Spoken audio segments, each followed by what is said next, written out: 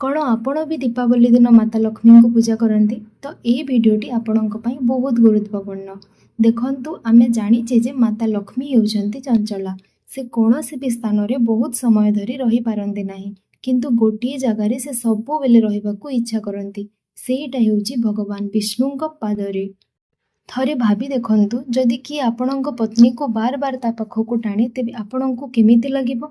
एमिति कि आपणक पत्नी को भी यह ठीक लागिबो नाही। ठीक यही भूल आमे प्रत्येक दीपावली रे करी आसुछे। भगवान नारायण को पूजा न करी केवल लक्ष्मी को आमे पूजा करि थाउ, किंतु यही दीपावली रे आमे नारायण को पूजा करिबा, जहा द्वारा माता लक्ष्मी आपे आपे आपणक गृह को प्रवेश करिवे। एहिथि पई एही दीपावली रे लक्ष्मी को नारायण को सह, सीता को राम को सह और राधा को कृष्ण को सह पूजा करिबा। एही परि कले माता लक्ष्मी आपे आपे आपणक उपरे बहुत प्रसन्न हेबे।